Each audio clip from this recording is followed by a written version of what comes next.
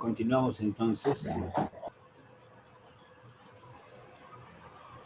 Bueno, vamos a presentar un poco de qué va la cosa de la epistemología, el programa, los fundamentos del programa.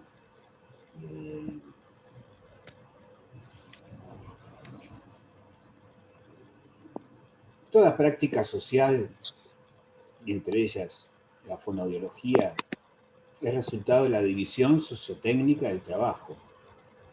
Y toda práctica social, en particular la fonoaudiología, debe dar cuenta, debe hacerse responsable de los efectos que produce como práctica social. Eso la lleva al campo de la razón, de los conceptos, de las categorías, de la reflexión acerca de por qué actúa de esa manera, por qué logras tal o cual eficacia o no la logra, cuáles son los fundamentos de esa práctica. Y eso es articular entonces a la fonoaudiología, en nuestro caso, en su condición de profesión, con la fonoaudiología en su condición de disciplina. Eso hace de las prácticas sociales, además de una profesión, una disciplina. Y precisamente esa reflexión, ese hacerse cargo de los fundamentos, de los métodos, de los procedimientos, de sus resultados, constituye el campo de la epistemología. Eso es la epistemología, como primera aproximación. Un campo de reflexión sobre el conocimiento, sobre los fundamentos del conocimiento científico, sus alcances, su lógica, sus raíces, su génesis histórica. Entonces ahí estamos diciendo que nuestro abordaje de la fonoaudiología va a ser precisamente articulando su doble condición de disciplina y de profesión. Pero además, toda práctica social, o bien toda disciplina y profesión, resulta de las demandas, podemos decirlo así, que le son socialmente puestas, de las demandas que le son social e históricamente puestas, o sea, de las problemáticas que tiene que atender y que dan razón de ser, razón histórica de ser de la aparición de las respectivas disciplinas y profesiones. Entonces, toda disciplina y profesión, en particular la fonoaudiología, puede y debe ser caracterizada por las demandas sociales e históricas que le son puestas.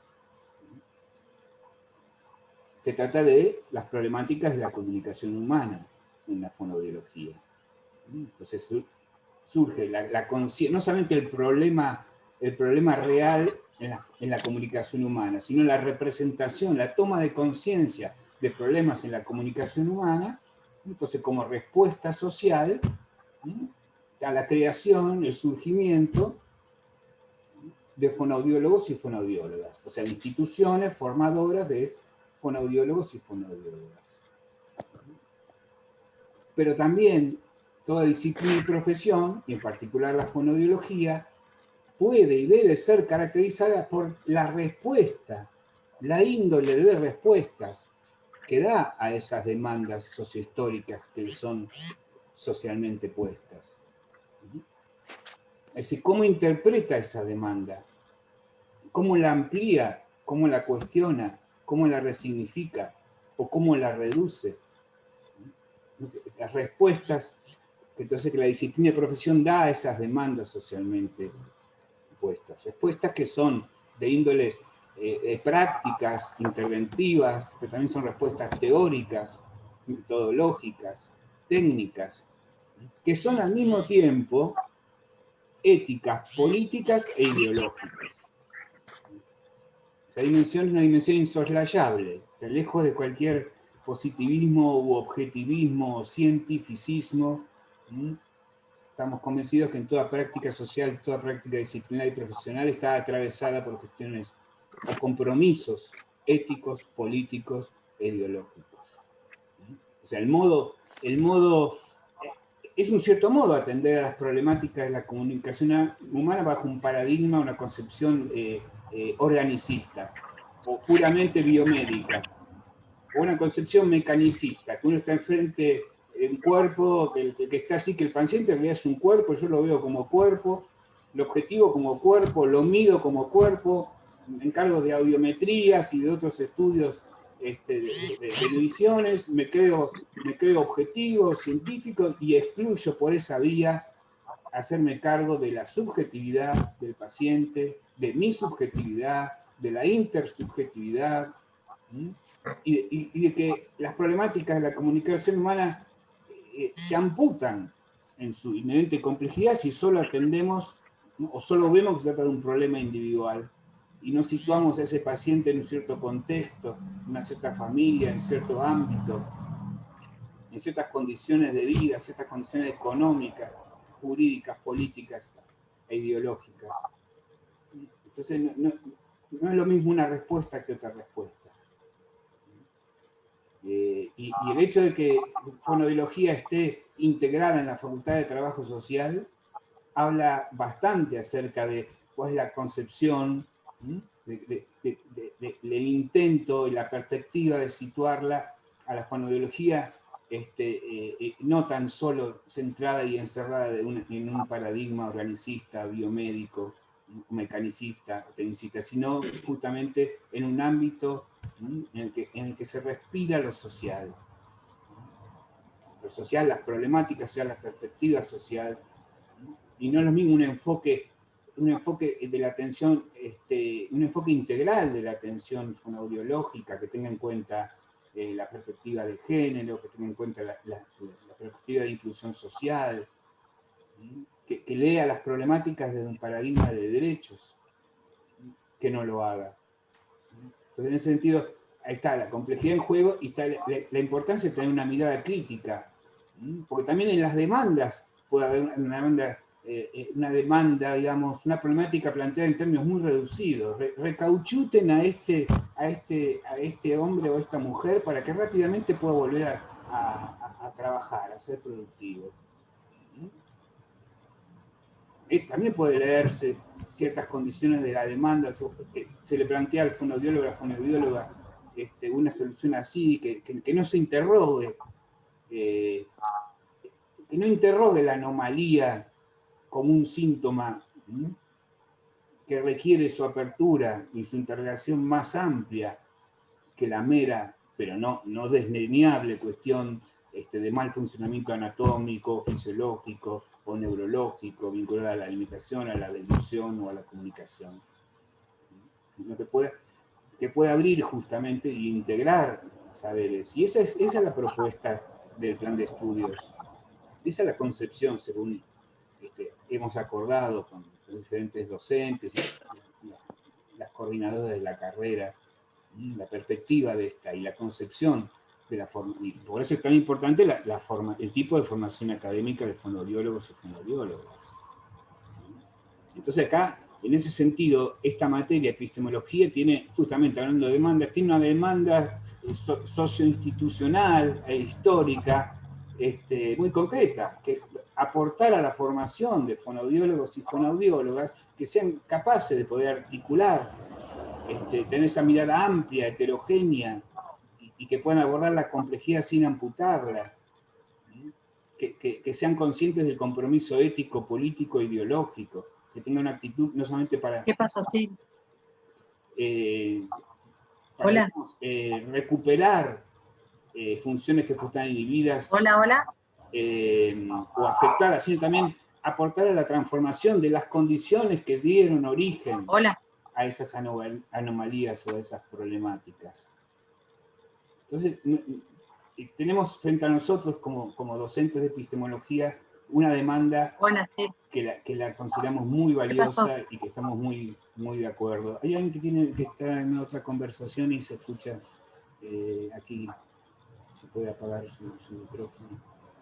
Entonces nosotros asumimos, encarnamos esa tarea, ¿no? Y ese deseo también de aportar a la formación de ustedes, futuros fonoaudiólogas y fonoaudiólogas, con esta perspectiva de atención integral, de abordaje de la complejidad, integrando la perspectiva de género, los desarrollos feministas en el campo de la epistemología, la perspectiva de derechos, de inclusión, tener en cuenta la diversidad. Bueno, ¿cómo abordar la complejidad? ¿Cómo organizar la complejidad en juego? ¿Qué tipo de ciencia, qué tipo de concepción de ciencia? ¿Qué es la ciencia? Entendida desde esta perspectiva, como conocimiento científico debe dar sus fundamentos.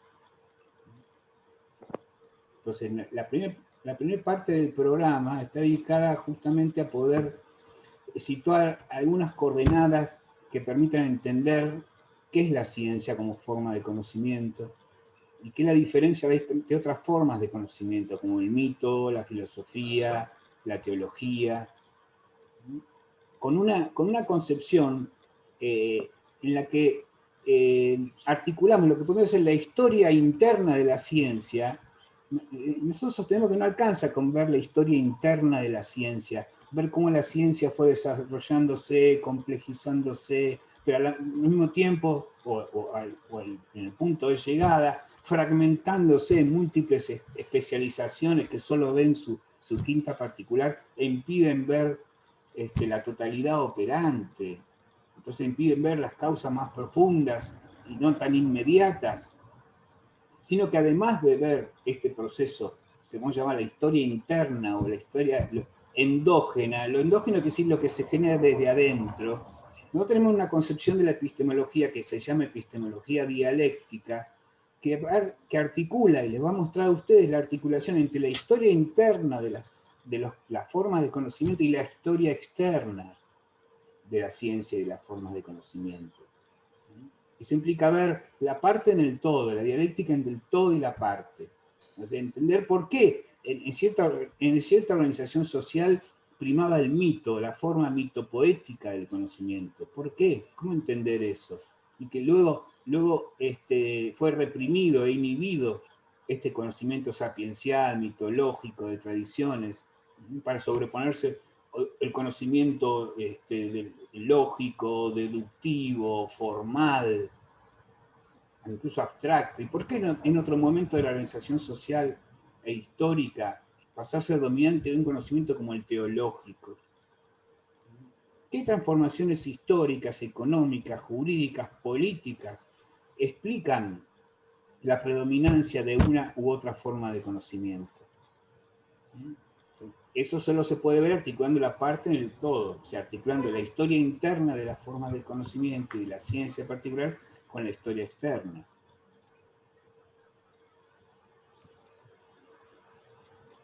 Y eso nos va a llevar a poder caracterizar a la ciencia, al conocimiento científico, al proceso de investigación científica, al modo de producción de conocimiento científico, al modo de validación, a las formas de descubrimiento. Estas son cuestiones, podemos decir, universales, válidas para la ciencia o para todas las ciencias. Daremos un movimiento de lo universal de las ciencias para pasar a lo particular de la fonoaudiología como disciplina ubicada en el heterogéneo campo de las ciencias de la salud, para desembocar en lo singular de su práctica profesional. La idea es articular estas tres categorías a lo largo del programa, a través del programa, unidad 1, 2, luego 3, luego 4, lo universal de las ciencias, lo particular de la fonoaudiología como disciplina y lo singular de su actuación profesional. Y para ello, en respecto a lo particular de la fonoaudiología, ahí hay que tener en cuenta justamente el particular, lo dice así los fundamentos del plan teórico, constructo interdisciplinario de su objeto. El objeto de la fonoaudiología es complejo. La idea es caracterizar lo que se denomina en los textos la episteme de la fonoaudiología. ¿Cuál es la episteme de la fonoaudiología? Es lo mismo que preguntarse cuál es la racionalidad de la fonoaudiología.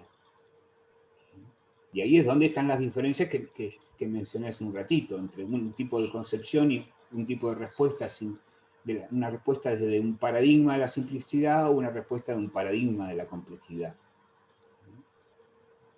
El objeto de la fonoaudiología incluye, por supuesto, una dimensión anatomofisiológica y neuroanatómica, vinculada a la comunicación, a la dilución, pero también hay otra dimensión vinculada al lenguaje, al habla, la voz, la audición, pero el lenguaje y la relación con los otros, la subjetividad, la intersubjetividad,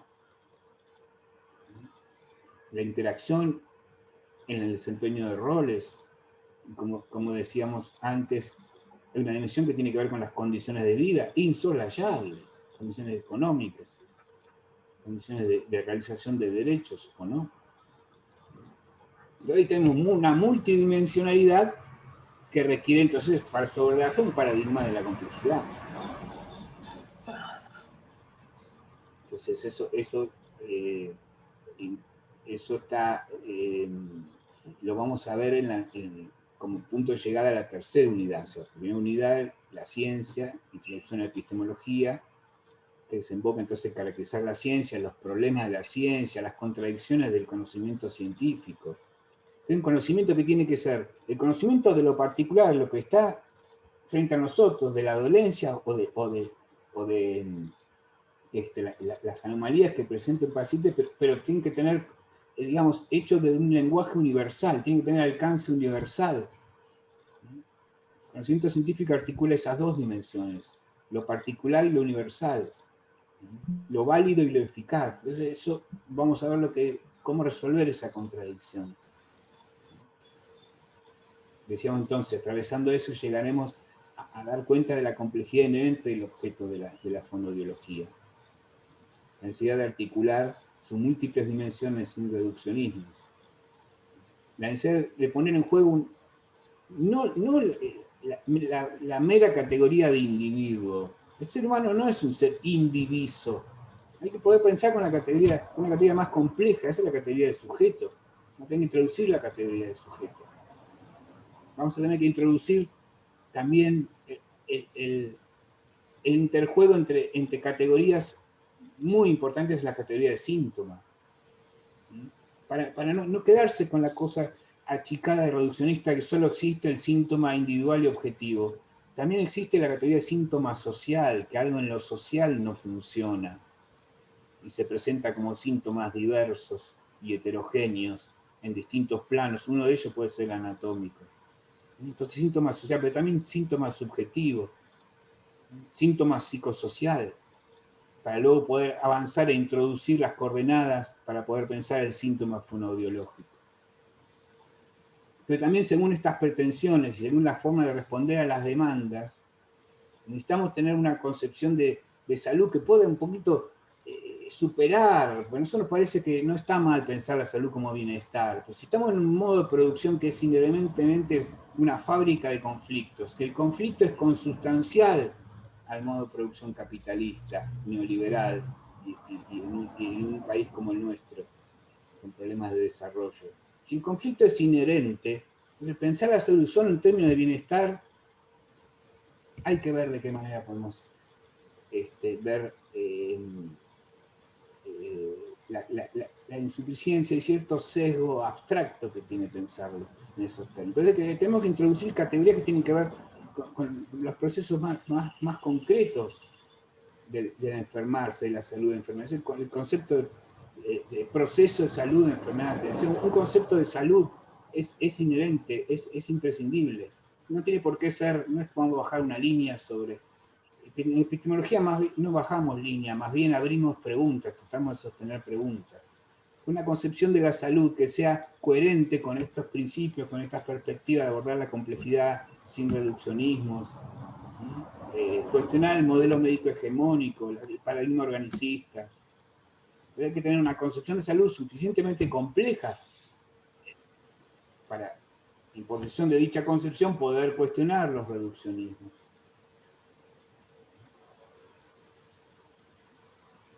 Y finalmente llegaremos a tener las condiciones de posibilidad para poder abrir preguntas respecto de cuál es la especificidad de la fonoaudiología. ¿Qué es lo que hace de la fonoaudiología específica y que no se confunda con ninguna otra de las ciencias del campo de la salud? Entonces vamos a abrir preguntas, acompañados de abrir preguntas fundadas respecto de la especificidad epistemológica de la fonoaudiología, articulando su doble condición de disciplina y de profesión. Simple o no tan simplemente, para que ustedes puedan ir abriendo preguntas, fundamentando preguntas que son muy importantes, las preguntas, abrir preguntas, mostrar problemas, que rápidamente cerrar respuestas y clausurar preguntas. Preguntas que tienen que ver justamente con la especificidad de la fonoaudiología, que van a empezar a construir ustedes las respuestas.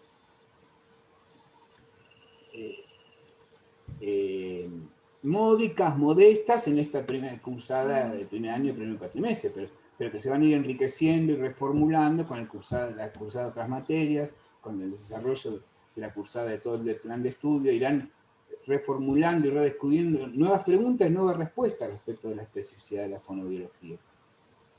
Preguntas que en última instancia van a ser resignificadas y avanzando en un plano de concreción cuando ejerzan la profesión. Bueno, ese es a grandes rasgos lo que esperamos, lo que proponemos y aquello respecto del cual los vamos a acompañar para poder que tengan una cursada que les sea útil y que además que les sea placentera. Sí.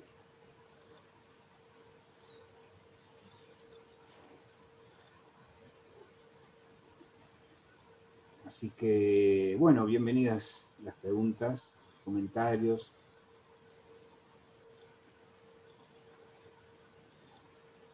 Los cuestionamientos, ¿por qué no? Buenas tardes, profesor. Soy Sandra Bloch. Hola, Sandra. ¿Qué tal? ¿Cómo le va? Le hago dos consultas. En el material que usted envió o eligió aparece Samaja y usted menciona el tema de que, bueno, no es el único o no es lo único, pero digamos que es en lo que por este tipo de modalidad en que cursamos es lo que usted sugiere. Y mi pregunta iba justamente a eso. ¿Nos cuenta por qué eligió Samaja y no Klimovsky o Bunge o cualquier otro? Qué buena pregunta. Bueno, más allá de mis marcas de origen, que yo como docente, digamos, nací en la cátedra de metodología de investigación psicológica en la Facultad de Psicología de la UBA, allá en no sé cuántas decenas de años, no estamos convencidos que nosotros necesitamos para esta materia una epistemología de la salud. O sea, para que en esa epistemología de la salud poder situar el lugar y el aporte de la fonoaudiología. Entonces, según nuestro saber y entender, Juan Samaja ha generado una concepción de la salud reconocido por sus pares, que justamente tiene esa virtud de abarcar la complejidad, de poder organizar lo que se llama la arquitectura de la complejidad.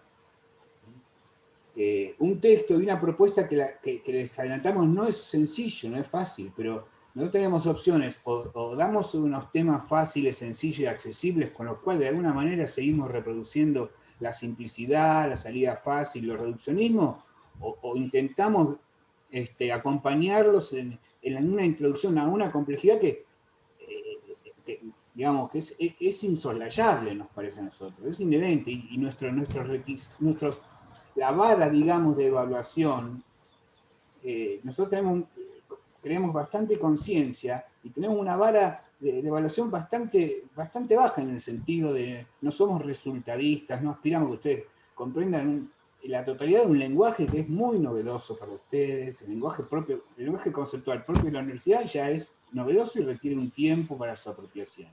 Y encima una propuesta que viste que no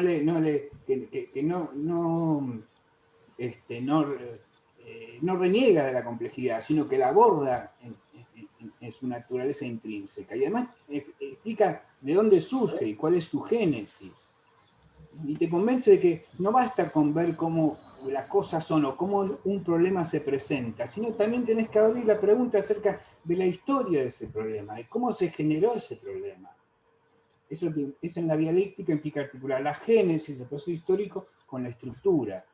Y por supuesto, es más simple solo ver las cosas como son hoy, o más sencillo, pero no terminas de comprender por qué las cosas en el presente son de tal manera si no estudiaste un poco la historia del problema.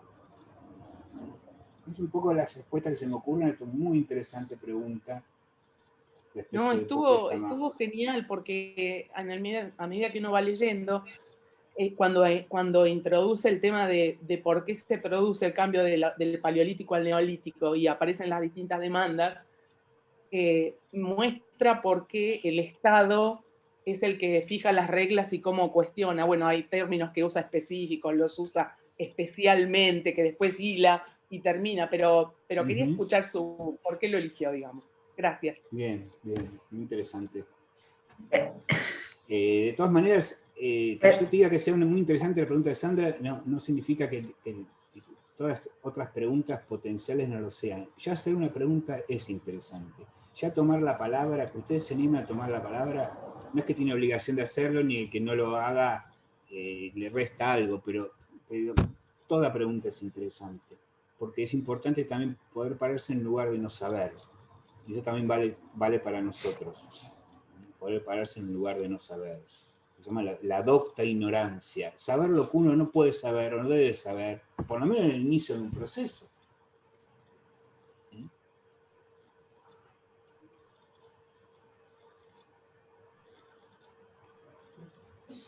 Profesor, una consulta. Sí. Con el tema de la epistemología, ¿en qué paradigma estamos parados hoy por hoy?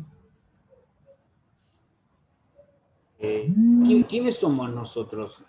En ese nosotros, en ese plural, ¿a quién te referís?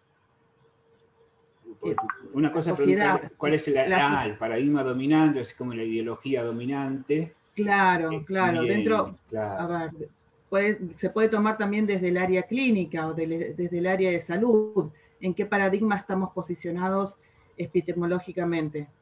Bueno, ahí hay, justamente hablando de génesis y estructura, hay felices transformaciones de lo que en el origen fue el predominio del paradigma biomédico en fonobiología, con aportes de la educación y aportes de la psicología, pero los aportes de la psicología están muy buenos, y de alguna manera implicó pararse la mirada en lo individual, y eso es restrictivo, es restringido e impide ver la cuestión social, comunitaria, pero ya ha corrido bastante agua debajo de ese puente, de manera que ha socavado los principios que parecían inconmovibles del llamado modelo médico hegemónico o el paradigma biomédico. Ya hay cátedras y hay, según hemos leído, facultades y carreras de fonobiología que decididamente han incorporado la dimensión social, incluso humanista, el enfoque que llaman sistémico o integral. Ahora, a nivel, yo te diría, dominante, macro social, y en función de la rentabilidad capitalista, sigue predominando una perspectiva instrumentalista, mecanicista, farmacológica, y de hiperespecialistas, que conspira con una perspectiva que puede llegar a dilucidar que las causas no son meramente anatómicas, fisiológicas o neurológicas, aunque sus efectos sean plausibles en esos planos.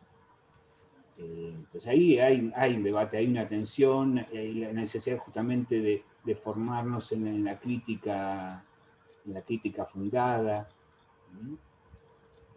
Hay todavía esa concepción de que vamos a descubrir la razón de todos los males de la humanidad una vez que se logre decodificar todo el cerebro, o que avancen las investigaciones neurológicas o neurofisiológicas. Eso es un reduccionismo.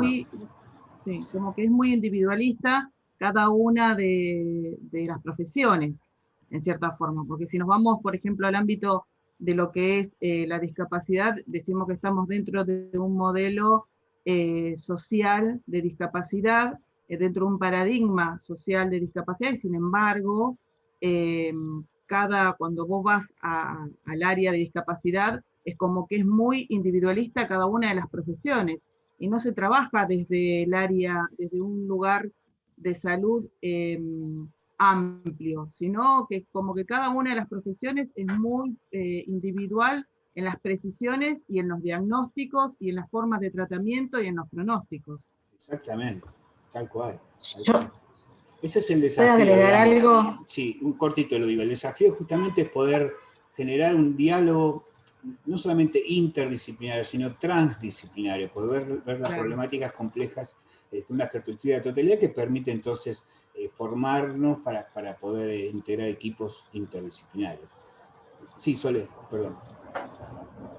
No, hola, ¿qué tal? Soy Soledad, ayudante de la cátedra. No, los escuchaba y me parecían muchas cosas para compartir, pero que ya lo iremos recorriendo también en el año. Pero primero, la verdad, como contentos de este encuentro. En relación a la pregunta de Samaja, para nosotros, digo, nosotros somos un equipo que venimos trabajando hace muchos años, formándonos, y también un poco vinculando con la intervención de la otra compañera, digo, en toda disciplina y en el campo de la ciencia son campos de disputas, y las disputas son de sentidos, éticas, políticas e ideológicas que se traducen, nosotros no lo podemos pensar por fuera de una práctica. No era Entonces, inocente mi pregunta, perdón. no, ya entendimos que no era inocente, pero por eso como una alegría escuchar estas preguntas, estas intervenciones que hace que, bueno, que también problematicemos no solo lo que nos aporta, sino justamente lo que nos puede aportar a partir de la práctica efectiva y lo que uno puede leer para transformar, sabiendo que la transformación no es una y acabada para siempre. Muchos de los compañeros que estamos en la cátedra trabajamos en el ámbito de la salud también, con lo cual también nos metemos ahí en otra arista como esto, y pensarlo como campo de disputa implica eso, no es que yo pueda decir, bueno, el paradigma hegemónico en salud aún es el biomédico, pero hay otros paradigmas que están en tensión y quizás nos encontramos. No sé si todos los profesionales laburan únicamente con el paradigma biomédico, si no aparecen otros, no está hegemónicamente, pero no quiere decir que no esté. Y lo mismo en relación a las disciplinas. Nos vamos a encontrar con compañeros que trabajan con una mirada interdisciplinar y transdisciplinar, pero no necesariamente quiere decir que eso sea lo hegemónico hoy en la práctica. Como un poco compartirles eso. Sí, la idea es que pueda ser algo más generalizado, ¿no? Que en realidad lo podamos trabajar todos y en conjunto por el bien del paciente, ¿no? Por el bien de la sociedad, que se pueda trabajar en forma conjunta con todos los profesionales y no tenerlos como, o creernos de que tenemos la verdad o que lo que nosotros decimos es único, sino que se trabaje de un lado más amplio para el bien del paciente, ¿no?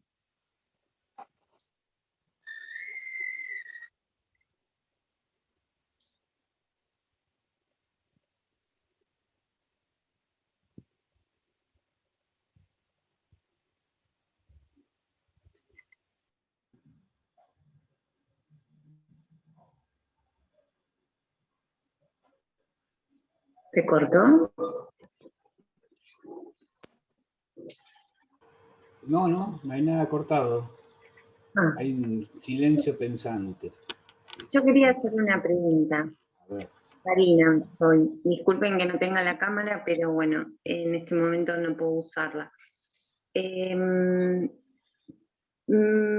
Desde mi ignorancia, obviamente, a partir de lo que había preguntado la compañera respecto al paradigma, yo interpreté que quizá ella lo preguntaba en relación a nosotros como curso, en relación a su clase, si por ahí hay como un lineamiento, digamos, más allá de los diferentes paradigmas con los que nosotros nos encontramos y esto que contaba Soledad, si la clase tiene como un lineamiento o el curso, que es, o sea, que es más tirando a un paradigma social o un paradigma médico, eso, como que iba pensando a medida que escuchaba cada uno, eso, entonces se me hacía como medio un rollo ahí.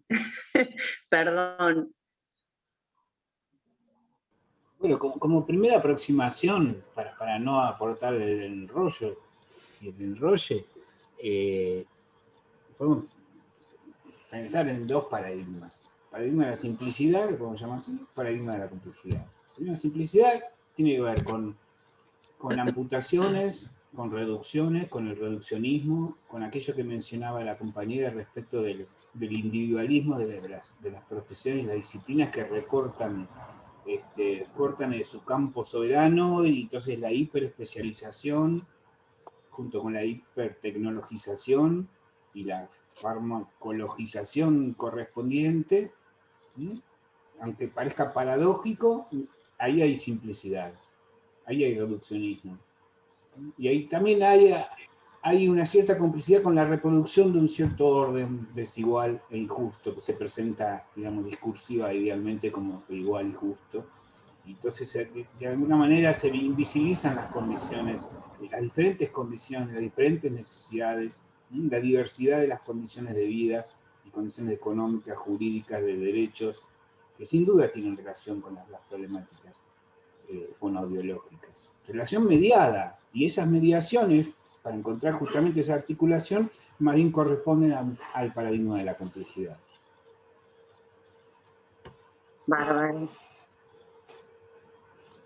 Gracias.